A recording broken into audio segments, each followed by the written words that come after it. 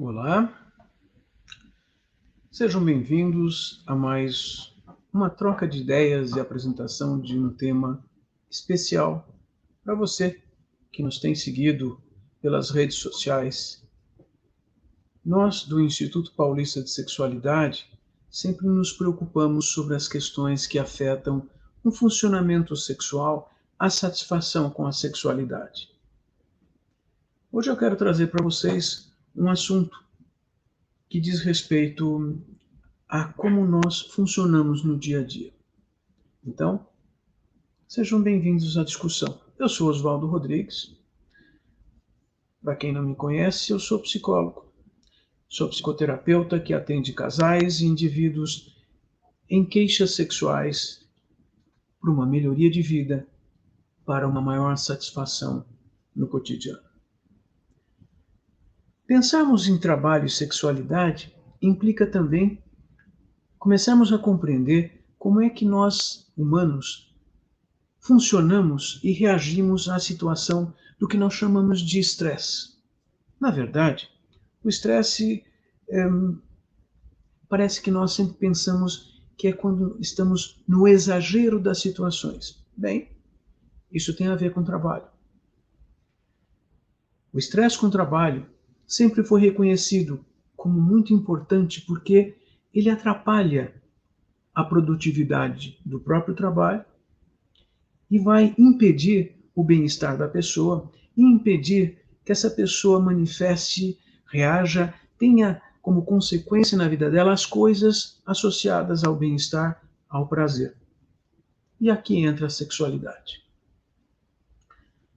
Uma pessoa que esteja no máximo de atividades, por exemplo, trabalhando mais que 8 horas por dia, e muitos aí me ouvindo podem pensar, mas claro que trabalhamos mais de 8 horas, temos que trabalhar mais que 8 horas. Se não trabalharmos mais que 8 horas, alguém vai tomar nosso lugar.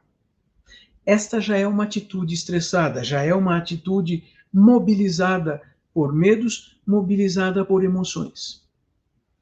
A situação de estresse nos coloca em grande atenção às situações, em grande atenção às possibilidades, mesmo fantasiosas, mesmo que nunca venham a ocorrer.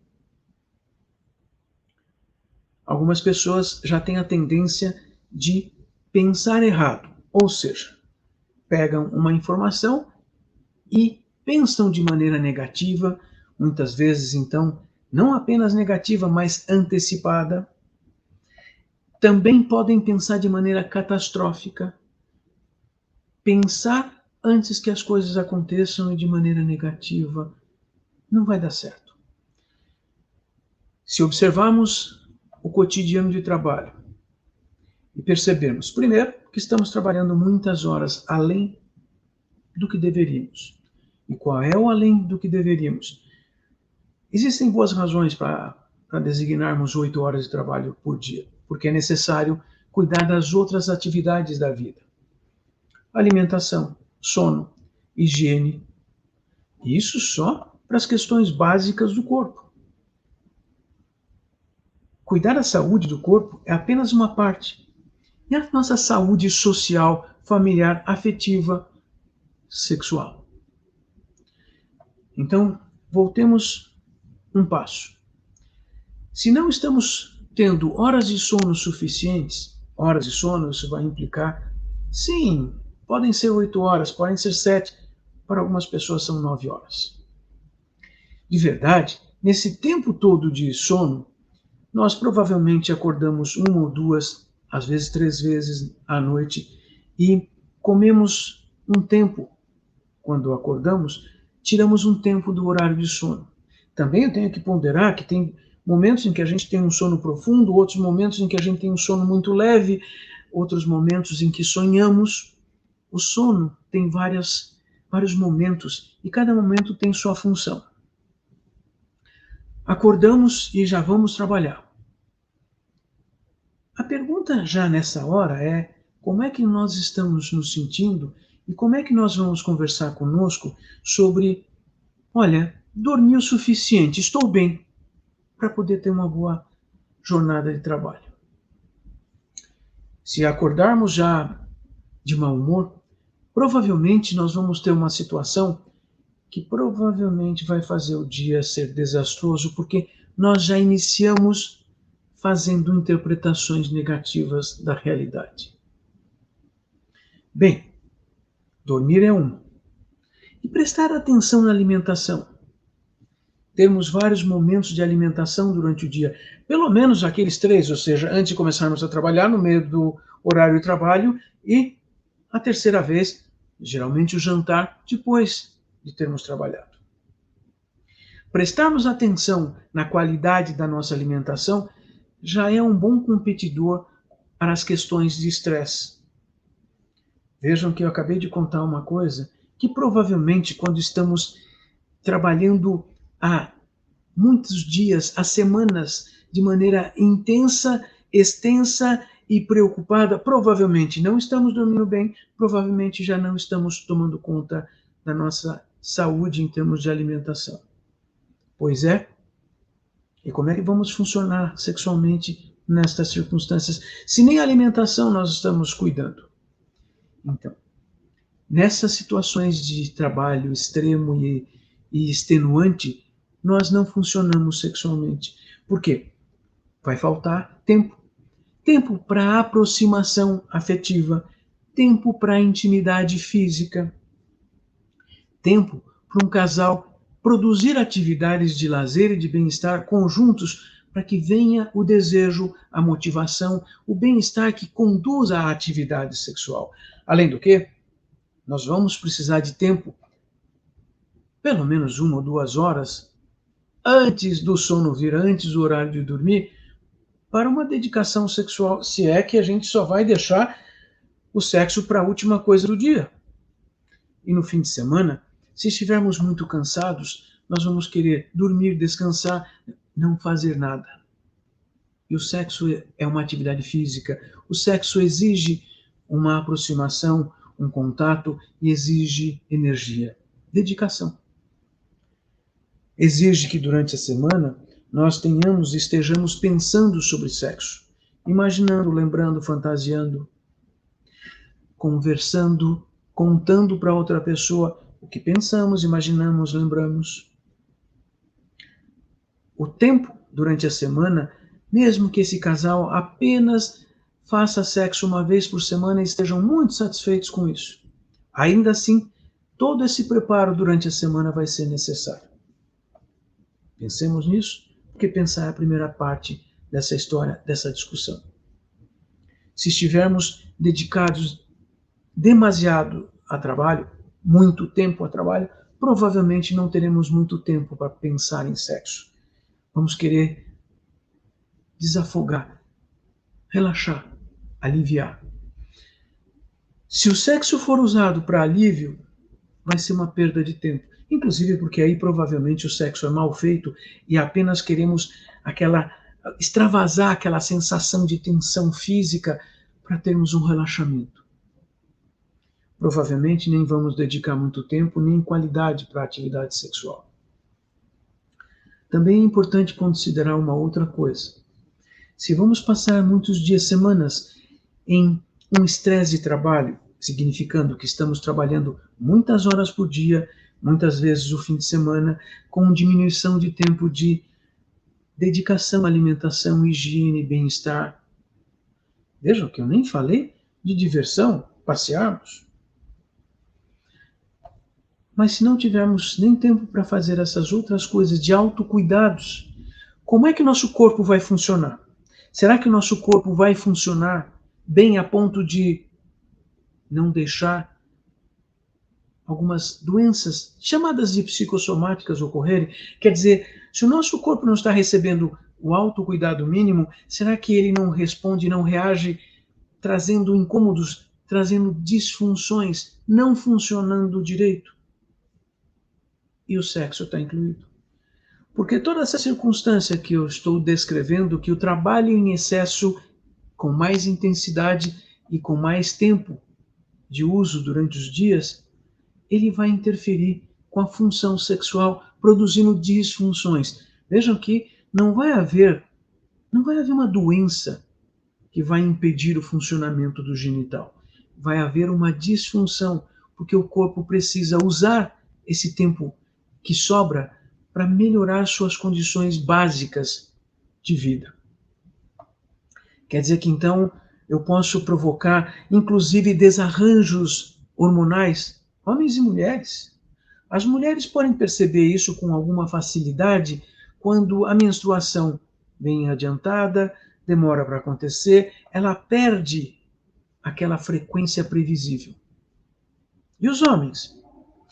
Os homens vão ter um pouquinho mais de dificuldade de perceber isso, mas se fizessem, por exemplo, exames de sangue para testar, para verificar níveis hormonais, provavelmente veria vários níveis de hormônios rebaixados, porque sob estresse, sob essa condição de muita atividade de trabalho, nossos hormônios diminuem. Com algum tempo de descanso, eles voltam rapidamente a serem produzidos de maneira adequada e em quantidade. Aliás, é para isso que serve o fim de semana e servem as férias, para que a gente, como dizemos nós mesmos na nossa cultura, recarregar baterias. O problema é que não podemos viver de recarregar baterias. O problema é que nós precisamos planejar uma vida e que essa vida planejada traga e tenha toda uma condição especial para que a gente possa não depender de determinados dias ou férias para que a gente consiga melhorar a vida sexual. Aliás, aquele conselho ruim, mas um conselho que muitas vezes as pessoas se dão, ou até profissionais de saúde que não conseguem compreender a realidade ou não têm uma leitura epistemológica, uma leitura de realidade mais científica, tira férias que vai funcionar de novo. Não, não é tão simples. O corpo precisa se recuperar, mas também precisamos recuperar toda a nossa autocompreensão, os autocuidados, uma autodemonstração de que estamos fazendo as coisas na direção de bem-estar e por isso merecemos ter uma vida sexual boa. Então, como vamos lidar com o trabalho? E se estamos num trabalho que exige, inclusive porque é assim que funciona, já disseram para a gente que se a gente não trabalhar 12 horas por dia, nós vamos perder o emprego. Estamos no emprego errado? Estamos na atividade errada? Como é que nós vamos trabalhar 12 horas por dia com mais 8 de sono? Nós vamos viver para trabalhar e não trabalhar para viver. Termos o trabalho é muito importante para a vida humana. A atividade do trabalho é extremamente necessária, importante e vai trazer qualidades muito satisfatórias para o ser humano. Mas não pode ser a única atividade. Então, deveremos pensar e ponderar isso. E se não conseguimos fazer isso? E quando não conseguimos sequer organizar ou planejar as nossas atividades, o nosso dia a dia? Essa é uma boa pergunta. Significa que não estamos cuidando de nós mesmos. Significa que desaprendemos de como olhar para nós mesmos e como administrar a busca do nosso bem-estar. Vejam de novo, eu não faço um discurso contra o trabalho, mas é necessário haver uma adaptação ao trabalho. Precisamos trabalhar naquilo que a gente gosta. Nós precisamos trabalhar naquilo que sabemos fazer. Se gostarmos do que fazemos, ótimo. Se não exatamente gostamos, mas sabemos fazer, ótimo, porque nós temos os outros horários do dia e da semana para fazermos coisas satisfatórias, prazerosas. E talvez os hobbies, as atividades de lazer, sejam as coisas que sempre buscamos. Algumas dessas atividades são aquelas que a gente sonha que talvez devêssemos fazer aquilo para trabalhar, mas talvez aquilo não renda recursos financeiros adequados, suficientes, ou nós nem saibamos como produzir dinheiro a partir daquela atividade.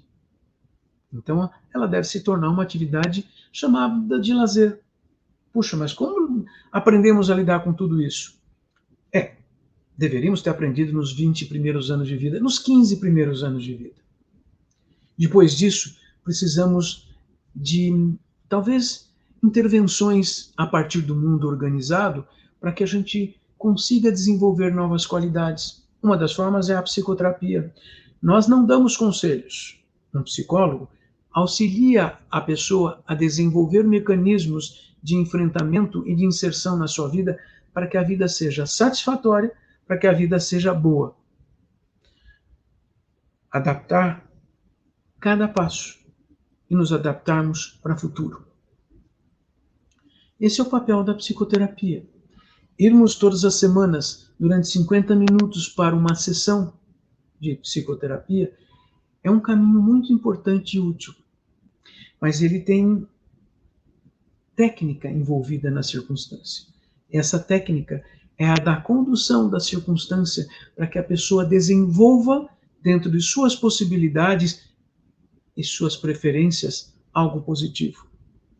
Na psicoterapia não se dão conselhos, mas podemos propor testes de realidade, organizações para sabermos e compreendermos quais são as possibilidades que temos e como é que podemos desenvolver novas formas de lidar com a realidade.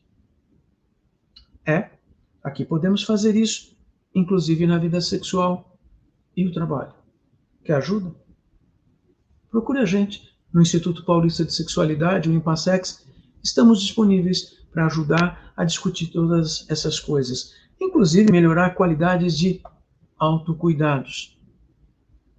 Vamos nessa? Até mais. Até mais.